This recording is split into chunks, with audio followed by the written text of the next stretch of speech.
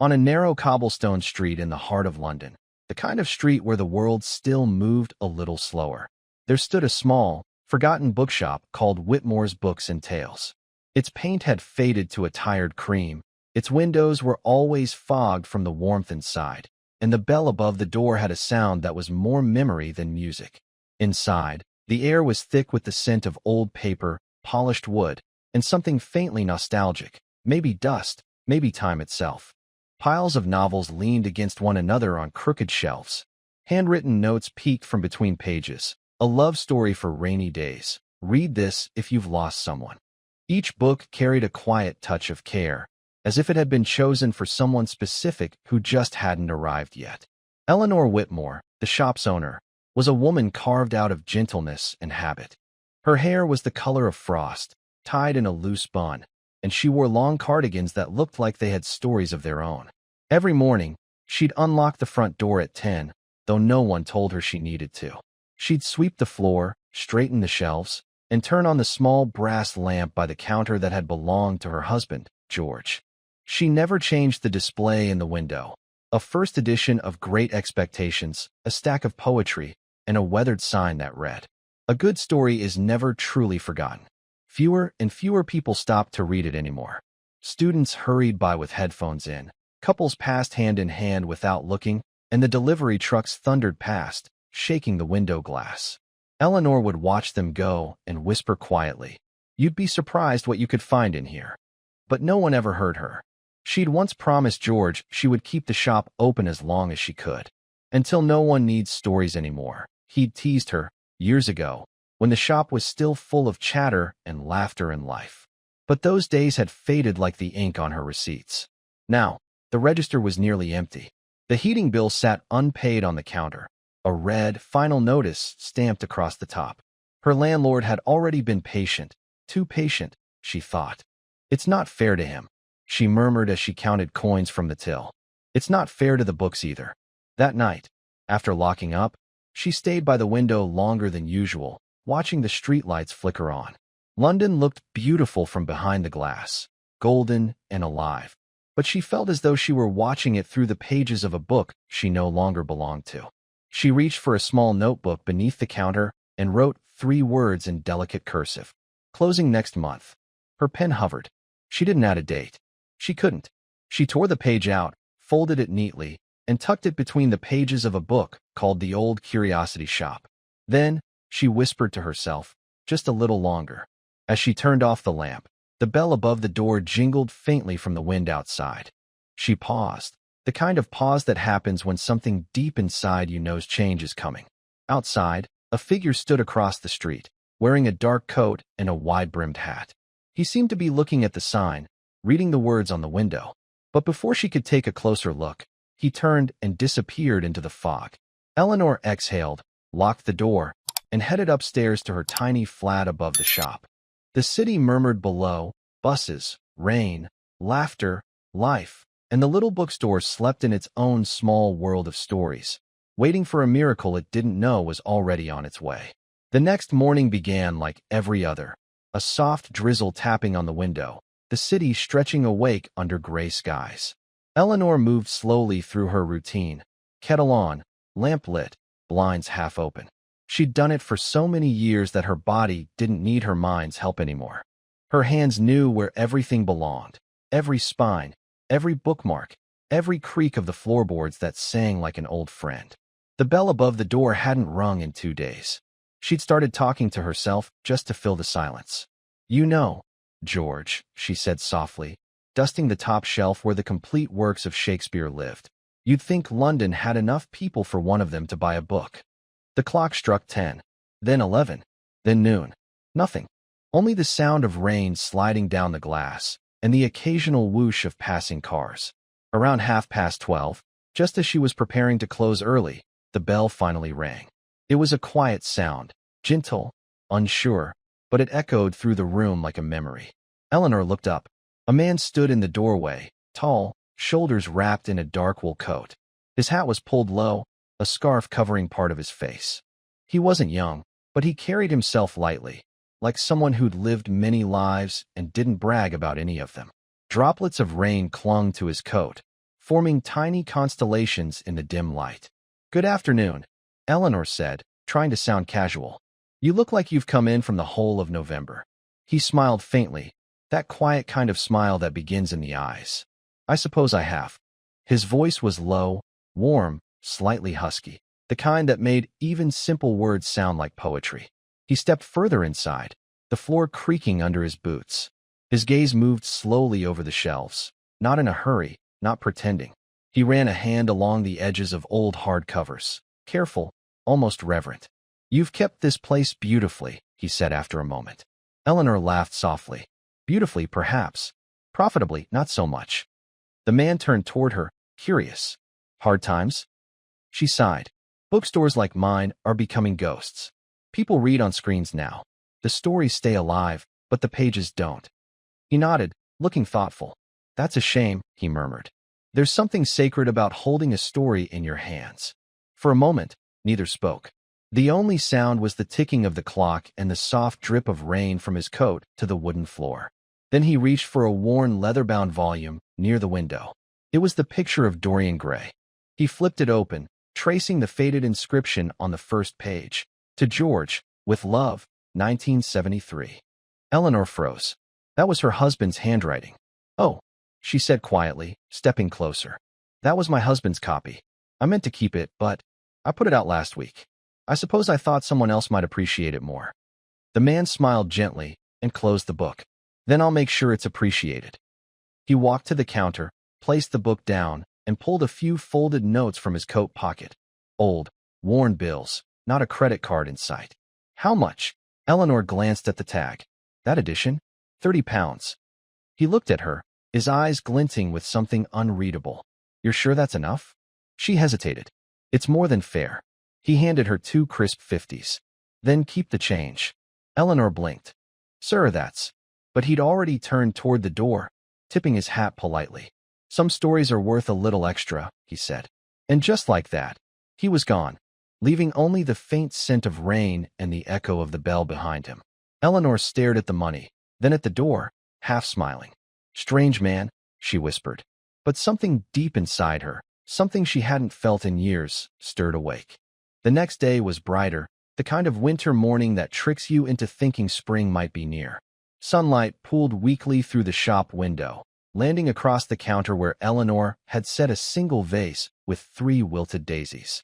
The bell hadn't rung yet, but she found herself glancing at the door more often than usual, pretending she wasn't waiting for something she couldn't quite name. By 11, she gave in and brewed another pot of tea. As the kettle hissed, the bell above the door chimed softly. Her hand froze in midair. He was back. Same dark coat, same hat, though this time, he carried a small leather satchel slung across his shoulder. He smiled as he entered, like someone returning to a place they'd missed. "Back so soon?" she asked, her voice careful, betraying just a hint of delight. "I didn't get to finish looking yesterday," he said, removing his hat. His hair, slightly unkempt, caught the sunlight for a moment, strands of brown with silver glints. "You have more treasures here than I realized." "Well," she said, straightening a stack of books, "most people don't take the time to notice. I suppose most people don't take the time for much anymore." He wandered deeper into the shop, trailing a finger along the spines as he walked. He stopped at a shelf near the back, the one that still smelled faintly of varnish and old tea. "Do you have anything by Shelley? My mother used to read him aloud." Eleanor smiled faintly. "Top shelf, second row, next to Byron, though I'm afraid those two still argue from time to time." He laughed, a warm, genuine sound that filled the room and made it feel, for a moment, alive again. After several minutes of browsing, he returned to the counter with an armful of books, poetry, philosophy, a first edition of The Great Gatsby. She glanced at the pile and shook her head. "You must really love to read." "Love might be too small a word," he said with a wink. "I collect pieces of people's thoughts. Some of them are worth keeping alive." She rang up the total. It came to a number that made her a little dizzy. "You know," she said gently, "you don't have to buy this many just to be polite." He looked at her for a long moment. "Who said I was being polite?" Eleanor blinked, unsure how to respond. There was something about the way he said it, not arrogant, just sincere, like a man who'd long ago stopped pretending. When she handed him the receipt, He folded it neatly and slipped it into his coat pocket. "Would you mind keeping these here for now?" he asked. "I'll come collect them later. I've got limited luggage space at the moment." "Of course," she said, stacking the books carefully. "Anytime." He nodded gratefully. "And Mrs. Whitmore," he added, pausing at the door, "don't close up early today. The world's still got stories to tell." Before she could ask what he meant, the bell jingled again and he was gone, leaving her standing there, heart oddly light, like she'd just been part of something quietly extraordinary. She looked down at the books he'd bought. Their spines gleamed in the light, gold lettering catching the sun, and for the first time in months, she whispered something she hadn't dared to say out loud. "Maybe tomorrow will be busy." The third time he came, it was raining again, not the soft London drizzle, but a steady, relentless rain that blurred the world outside into watercolor. Eleanor had just finished mopping the entrance when the bell chimed. She didn't even need to look up. Something in the rhythm of that bell told her who it was. "Afternoon," he said, removing his hat and giving it a quick shake by the door. "You must be tired of this weather." Eleanor smiled, though she felt her chest flutter. "I think I'd miss it if it stopped. London would feel wrong without the rain." He nodded, stepping inside, droplets glistening on his coat. "You sound like someone who sees comfort in things most people ignore." She chuckled. "It's either that or go mad." This time, he didn't wander immediately to the shelves. He stood by the counter, looking around as if memorizing the place. The crooked stack of books by the register, the framed photograph of George, the lamp that never seemed to shine quite bright enough. "Has it been quiet?" he asked. Eleanor hesitated. "Quieter than I'd like." He nodded again, his expression thoughtful, maybe even sad. "Places like this, they don't come back once they're gone, do they?" "No," she said softly. "They fade, and the world forgets they were ever here." He didn't say anything after that. Instead, he walked straight to the back, took down a full shelf of old novels, and began stacking them on the counter. Dickens, Wilde, Austen, Hardy, dozens of them. Eleanor blinked. "You're not seriously buying all of these?" He glanced up, half smiling. "Why not? Someone should." "Sir, that's nearly £200. Then make it £250. "Please," she said, voice gentle but trembling. "You don't have to." He interrupted softly. "Mrs. Whitmore, when was the last time someone treated your work like it mattered?" She froze. The words hit her harder than she expected. I don't know." He placed another book on the pile. "Then let's change that." She stood there, unsure whether to cry or laugh or tell him he was out of his mind. But he just kept arranging the books neatly, like he was putting the world back in order. When he finally paid, in cash again, he didn't ask for a receipt. He simply smiled and said, "If anyone asks, tell them business is looking up."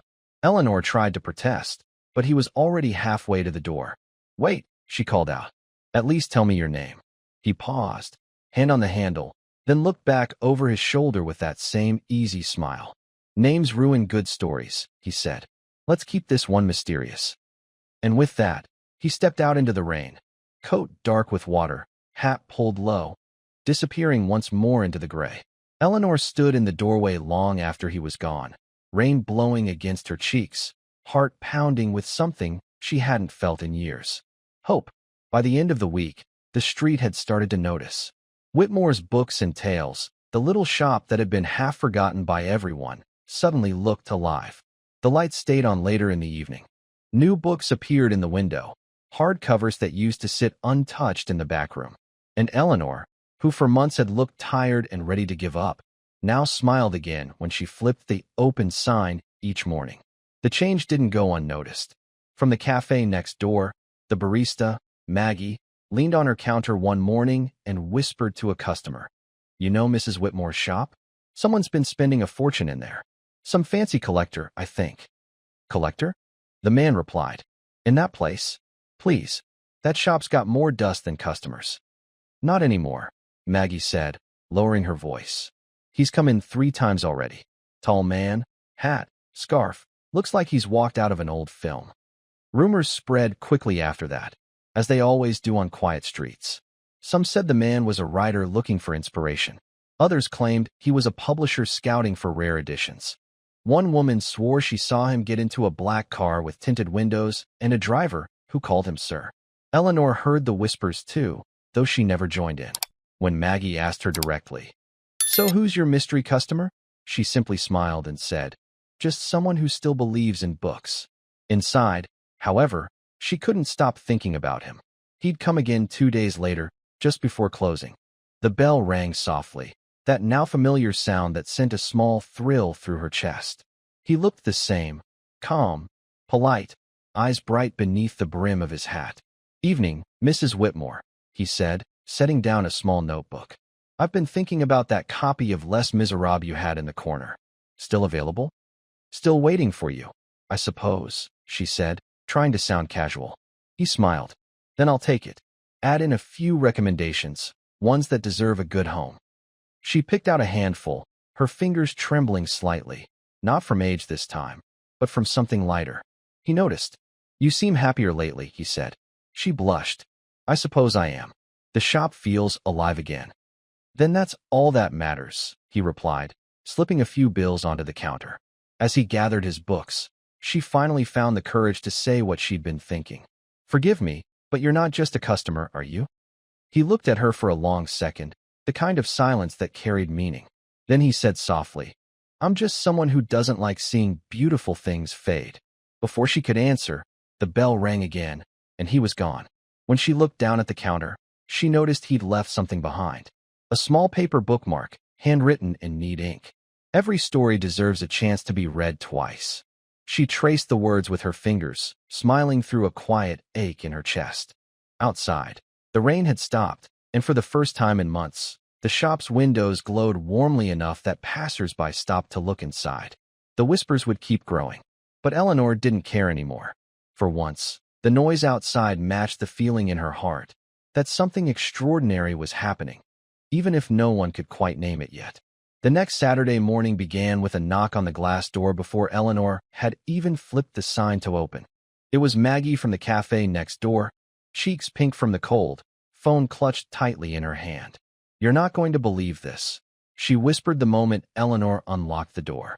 "Maggie, it's barely 9. Come here, you have to see." She held out her phone, screen glowing with a news headline. Eleanor squinted. She didn't use the internet much, not anymore, but she recognized the photograph immediately. A man in a black coat, a hat tilted just the same, walking down a London street. The caption beneath read, "Johnny Depp spotted in Covent Garden ahead of private event." Eleanor blinked. "I don't understand." Maggie's eyes widened. "That's him, isn't it? The man who keeps coming here. The hat, the scarf, that look. Eleanor, it's Johnny Depp." Eleanor laughed, a quiet, incredulous laugh. "Maggie, please. That's absurd." "I'm serious. He's been in London for weeks. Some charity event, something private. He must have found your shop by accident." Eleanor turned away, pretending to fix the display by the window. "You're letting gossip fill in the blanks again. He's just a kind man who likes books." But Maggie wasn't convinced. A kind man who spends thousands of pounds in cash and dresses like he's on a movie poster? "Eleanor, come on." Eleanor said nothing. She just kept arranging the books, her fingers a little less steady than usual. When Maggie finally left, the shop felt too quiet again. She sank into the old armchair by the counter, staring at the reflection in the window. For a long moment, she let herself imagine it. The idea that he had been standing here, flipping through her husband's books, listening to her talk about old poetry like it mattered. The thought was almost too strange to believe. At 12:30, as if summoned by her disbelief, the bell chimed again. He stepped inside. The same coat, the same hat, the same calm voice. "Good afternoon, Mrs. Whitmore." Her heart gave a small, traitorous jump. "Ah, you again. I hope I'm not intruding." "Never," she said. "Though I have to warn you, there are rumors going around." He raised an eyebrow. "Rumors?" She smiled. "That you're someone famous. That you're Johnny Depp." For a second, he didn't answer. Then, very softly, he laughed. That deep, rolling laugh that filled the small room with warmth. "Well," he said, "I suppose there are worse things to be accused of." "So you're not denying it?" she teased. "I don't confirm or deny stories, Mrs. Whitmore. I just collect them." He turned away, heading toward the same shelves as always, as if the conversation had never happened. But as he walked, Eleanor noticed, just for a second, that he was smiling. A real, almost mischievous smile, the kind that hid more truth than words ever could. Later, when he left, she watched him disappear into the fog again. And this time, when she whispered to herself, "He can't possibly be," her voice didn't sound as certain as before. 2 days later, the rain had turned to sleet, tapping gently against the shop windows like impatient fingers. Eleanor had just finished unpacking a small box of donated books when the bell chimed again. Soft, familiar, almost comforting now. He stepped in quietly, brushing the cold from his coat, and gave her a small nod. "You keep this place warmer than most of London," he said with a grin. "It's the books," she replied. "They remember people better than walls do." He smiled at that, a slow, thoughtful smile that made her wonder if he collected lines like hers the way he collected books. He wandered the shelves again, though this time with less curiosity and more familiarity, like a man walking through a friend's home. Every so often, he'd pause to pull out a title, glance at the cover, and set it aside in a growing pile. After a while, Eleanor noticed something odd. All the books he chose, poems by Blake, The Count of Monte Cristo, Alice's Adventures in Wonderland, were first editions or close to it. Rare, valuable, far too expensive for any ordinary reader to buy all at once. "You've quite the taste," she said gently. "You must have a fine library of your own." He looked up, eyes soft. "Something like that." When she handed him the total, a sum that would have made her husband blush, he didn't even glance at the number. Instead, he reached into his coat and pulled out a worn leather wallet. And that's when she saw it. Tucked inside, barely visible, was a small brass guitar pick with the initials JD engraved on it. Eleanor froze for a fraction of a second. The room seemed to hold its breath. He caught her glance, smiled knowingly, and slid the wallet shut before she could say a word. "Some things," he said softly, "tell stories without needing to be explained." Her throat tightened. "You really are him, aren't you?" He chuckled, not arrogantly, not dismissively, but kindly. "I'm whoever you think I am." "But why this place?" she whispered. "Why my shop?" He looked around, taking in the walls, the old photos, the smell of time in the air. "Because it reminds me of the first book I ever loved," he said quietly, "and of the person who told me it mattered. I suppose I wanted to return the favor, to someone who still believes that stories can save people." She didn't know what to say. For a moment, her eyes glistened, but she blinked the tears away. He adjusted his scarf, picked up his stack of books, and said, "You're keeping something alive here, Mrs. Whitmore. Don't stop." The bell jingled as he left, and before the sound had even faded, she whispered to the empty shop, "I won't." The next week, London felt different. The fog seemed thicker, the streets busier, and the shop bell rang more often, but not always for the right reasons. One morning, just after she'd finished her tea, two young men stepped inside Whitmore's Books and Tales. They didn't look like readers. One of them carried a camera, the other had a press badge half hidden under his jacket. "Mrs. Whitmore?" the taller one asked, smiling too widely. "We're with the London Chronicle. We're doing a short feature on local businesses. Mind if we ask you a few questions?" Eleanor folded her hands carefully. "Depends on the questions." The man's tone softened, as if he were speaking to a nervous child. "There's talk that a rather well-known customer has been visiting your shop. Some people say they've seen Johnny Depp in this neighborhood." Her heart skipped. She forced a gentle laugh. "People say all sorts of things. Last month they swore I was hiding the Queen in the poetry section." The younger reporter chuckled awkwardly, but the first one didn't back down. "We just thought, if there's any truth to it, your little shop might get some good attention. Free publicity." Eleanor smiled politely. "I think the shop prefers peace to publicity." They looked around, disappointed. The younger man took a few photos anyway, the window, the stacks of books, her behind the counter, then thanked her and left. But as the door closed, she caught the faint murmur of one of them saying, "She knows something." When the bell stopped ringing, the silence felt heavier than usual. That afternoon, the cafe across the street buzzed with rumors. A barista claimed a movie star's assistant had been seen nearby. Someone else said a black car had waited outside the bookshop for 10 minutes. The whispers spread like ink and water. But inside her small world of paper and dust, Eleanor stayed silent. That evening, he came again, almost like the universe was rewarding her for keeping her promise. No hat this time, no scarf, just a dark coat and tired eyes. "Busy day?" he asked softly. noticing the look on her face. "You could say that," she said, forcing a smile. "The world's been asking questions I don't intend to answer." He chuckled under his breath. "Curiosity's contagious." "I told them nothing," she said firmly. He looked at her for a long moment, then nodded with quiet gratitude. "Then this place really is safe." "Safe?" she echoed. He picked up a small volume of poetry from the counter. Keats, Selected Works. "You'd be surprised how few safe places there are left," he said. He flipped the book open, scribbled something on the inside cover, and closed it again before she could read it. Then he placed a small envelope beside the register. "For you. Don't open it until I'm gone." "Should I ask what it is?" He smiled faintly. "Only if you prefer to ruin good stories." He left before she could stop him. When the door closed behind him, she stood for a long time before opening the envelope. Inside, there was a note written in tidy, looping script. "Thank you for guarding the quiet things. Keep them alive. J." Eleanor pressed the paper to her chest and let out a shaky breath. Outside, a car door shut. She didn't look. She didn't have to. The bell above the door was still swaying, gently ringing like a heartbeat. After that evening, he didn't come back. Not the next day. Not the next week. Not even after 2. At first, Eleanor told herself he was simply busy, that men like him probably lived a dozen lives at once. She still opened the shop every morning at 10, still straightened the shelves and brewed tea for 2, as if he might appear at any moment. But the bell stayed silent. Then came the articles. Johnny Depp leaves London. Private charity visit concludes quietly. The city had moved on, and she tried to too, but trying didn't stop the ache.